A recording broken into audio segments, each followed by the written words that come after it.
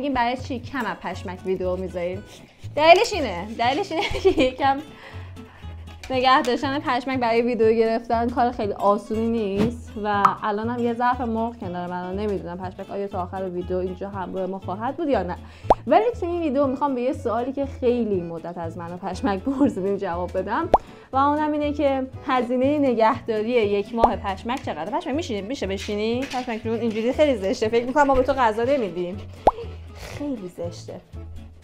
آقا من از یه سال قبل از اینکه یه سال که چی بگم، از چند سال قبل از اینکه پشمکو بیاریم دنبال جواب این سوال بودم که هزینه نگهداری یه هاپو تو اندازه پشمک تو ما چقدره و جوابش رو پیدا نمی‌کردم. انقدرم از هر کی که سگ داشت می‌پرسیدم بهم میگفت بستگی داره و من از این جواب بستگی داره بدم میومد که به خودم قول دادم اولین ماهی که پشمک رو آوردم و فهمیدم هزینه‌اش واقعا چقدره یه همچین ویدیویی بگم. ولی خب ماشاءالله پشمک انقدر چالش به خودش آورد که این یه ماه شد یه سال و الان میخوام بهتون بگم که این شیکمون تو ماه چقدر هزینه داره. اول یه چیزو بگم که سگا سایزهای متفاوت دارن و پشمک نژاد ساموئیده مدیوم سایز داگ محسوب میشه، یعنی سایزش مدیومه.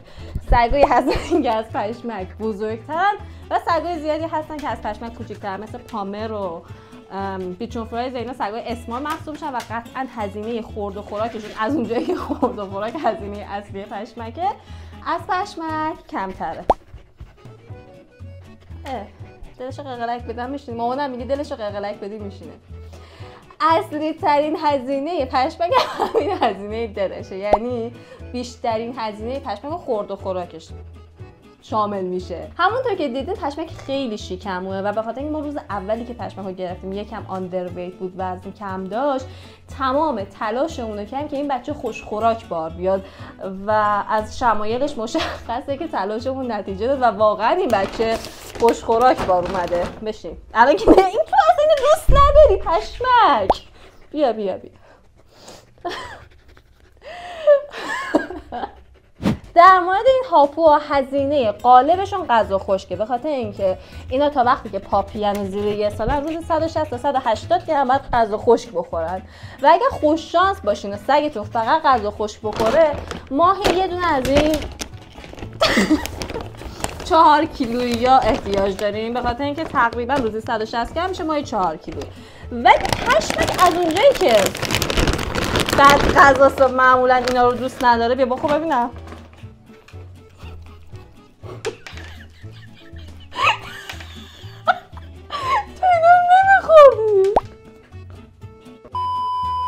میخواستم بگم پشمک از اونجایی که بد غذاست و اینا رو دوست نداره و نمیخوره.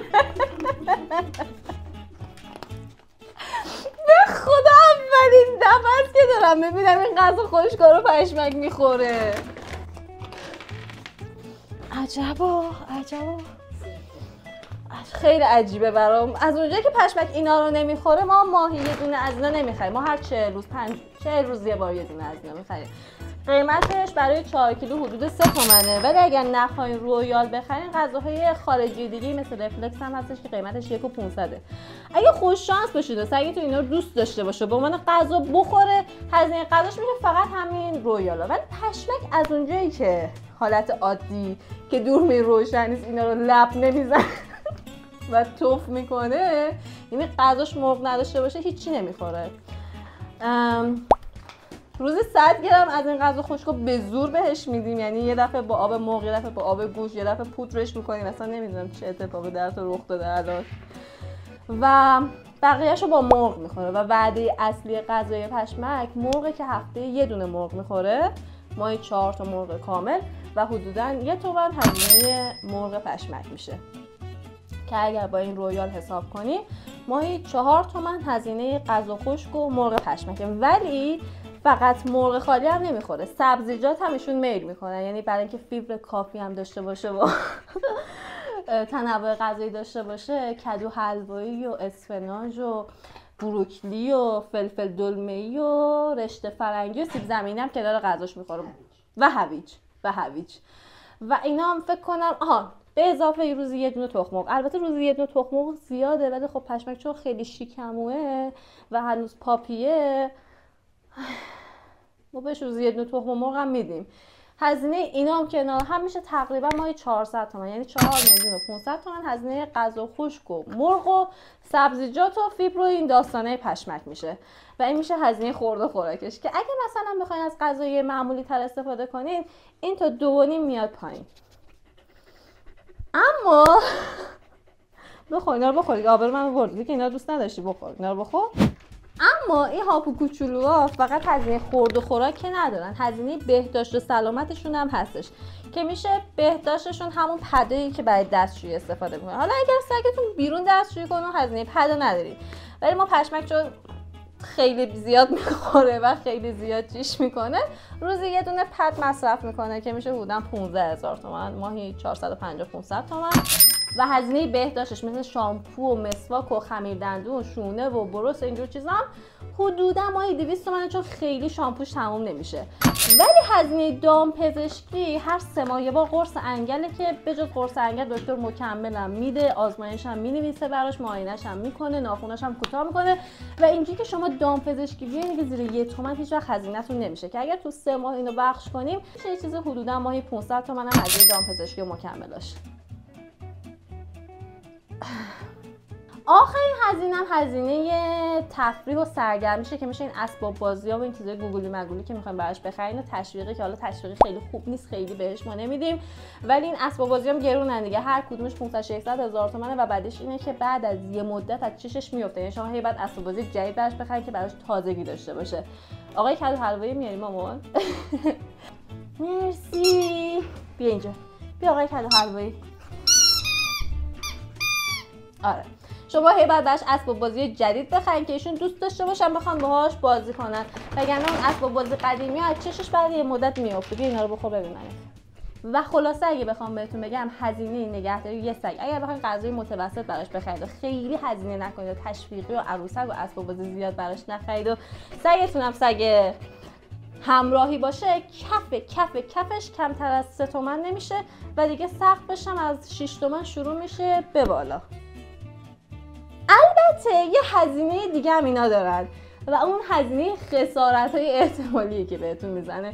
یکی از بزرگترین خسارتایی که پشمک به ما میزنه خسارت دمپاییه. یعنی تو این یه سالی که پشمک اومده خونه ما ماهی یه دونه دمپایی خریدیم به خاطر اینکه اثرش نمیفته دمپایی پاره کردم، یا مثلا قرنیز دیوار از اون چیزایی بود که پشمک پیداش کرد و بهش خسارت زد، یعنی دیدش که این قرنیز اگه با دندون بکشه کنده میشه و کنده شد. آها لباسمون پشمک اینجوری نبینید آروم نشسته، معمولا دوست داره که به شما چنگ بزنه و اینطوری که لباسمون همشون یه جای 3 تا سوراخه که جای انگشتای پشمکه. و خب کنار همه اینا نمیتونم بگم نگهداریش اونقدر هیجان انگیزه که به این همه هزینه میارزه و به نظرم اگر هنوز پت نیاوردین خیلی راجبش تحقیق کنیم، به خاطر اینکه علاوه بر همه این هزینه مادی که اینا احتیاج دارن یه هزینه بزرگ معنوی احتیاج دارن که شما باید بهشون محبت کنید و براشون وقت بذارید و به نیازشون توجه کنید. و اگر جز اون دسته از آدمایی هستین که خیلی بی‌حوصله‌اید یا به دوستاتون میگید من الان حوصله ندارم، من الان حالم خوب نیست، من به خلوت نیاز دارم، هر چقدر که براش هزینه کنید شما سرپرست هاپوی خوبی نمیتونید بشید و ارتباط خوبی بینتون برقرار نمیشه و بهتره برای سرگرمی سراغشون نرید. درسته شما هم قبول دارین حرفای منو؟ دیگه سعی کردم همه سوالی که راجع به هزینه‌های پشمک پرسیدین تو این ویدیو بگم بهتون. اگر سوال با زور نمیشه اگر سوال دیگه ای داشتین حتما برامون توی کامنت ها بنویسید. یه سوالی که خیلی ازم میپرسین اینه که چرا زیاد از پشمک ویدیو نمیگیری، بخاطر اینکه واقعا نشوندن جلو دوربین خیلی کار آسونی نیست و طولانی نگه داشتنش کلافش میکنه. حالا امروز واقعا داره خیلی همکاری میکنه، خیلی دختر خوبیه به خاطر آقای کدو حلوایی که دوستش داره. ولی خب اینو در نظر بگیریم که ویدیو گرفتن از پشمک یکم سخته. میخوری پشمک؟ واقعا تو اینا رو دوست داری؟ اگه اینا رو دوست داری ما دیگه بهت مرغ ندیم، همینا رو بخور. مرسی که تو این ویدیو همراهمون بودید. امیدوارم که ویدیو خوبی داشته باشه، چون من معمولا تمرکزم یکم به هم میریزه وقتی که هم بخوام حواسم پشمک باشه هم بخوام حواسم به دوربین باشه. مرسی از همراهیتون و کامنتاتون رو برامون بنویسین. سوالم هر چی داشتین برای ویدیو بعدی توی کامنت ها برام بنویسید. فعلا خداحافظ. پشمک بیا خداحافظی کن. بیا اینجا این اینجاست. بیا خداحافظی کن با دوربین. پشمک خداحافظی کن. خداحافظ.